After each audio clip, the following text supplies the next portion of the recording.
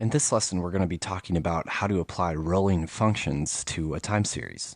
And that can include something like a rolling average or a rolling range.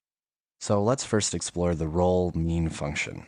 And first, I'm going to create another cumulative series of some random data. So we came across an error because I put a parentheses in the wrong location, and I actually ended up having an extra one at the end. So I'm just going to fix that. We now have a time series with 500 observations. So now let's try the roll mean function. I'm going to call this variable rmx, and I'm going to be setting a few different parameters. First one is k, and that's sort of the width of the window that you want to look at. So it's going to be giving you the average of 50 observations at every given time. Now we set the align argument to be right, and this means that at each observation we're going to calculate the mean from the past k observations. So the align argument can also be set to be center or left. If it's left, it will take the future 50 observations and give you the mean at that time. If it's set to center, it will give you 25 observations from the past and 25 observations from the future at each timestamp. Now let's plot our original time series, x, and we're going to add some lines to it using the roll mean function. So we'll do a rolling average on x, and we'll set k. Let's start with 100, and we'll throw in 200 in a minute. And we're going to set align to equal right. And lastly, let's set the color to be different. So we'll set the color to be blue.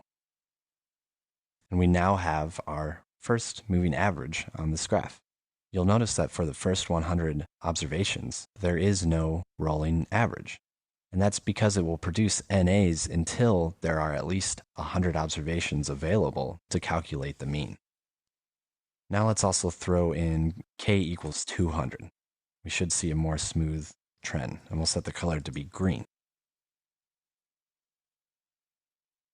Now let's start with a fresh plot of x, and now we're going to do a rolling max function.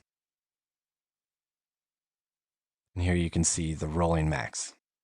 Now there's a more general function for applying rolling functions called roll apply. So let's take a look at that.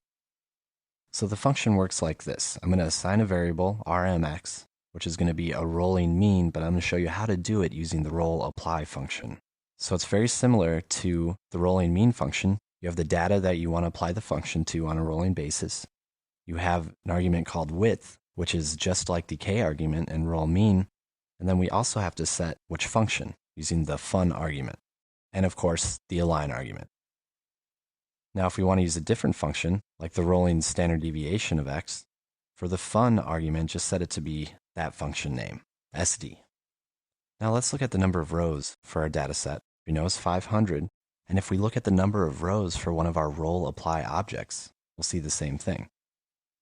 So when you look at that object, and it's kind of long, it's going to produce a bunch of NAs at the start, because at each observation, there were not 100 observations prior to it for it to be able to calculate what we're looking for. I'm going to use the merge function to merge our original data set, the rolling mean of that data set, and the rolling standard deviation. You'll notice, of course, we have NAs for rolling mean and rolling standard deviation for the first 100 observations. So why don't we plot the first column of that data set, and it's going to be the original time series. Next, let's add some lines, and we're going to look at the rolling mean. We'll set the color to be blue.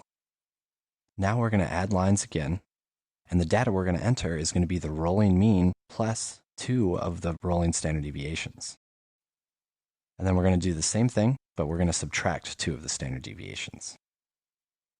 So putting all this together, we have created a famous chart tool called Bollinger Bands, using 2 times the standard deviation of the rolling average.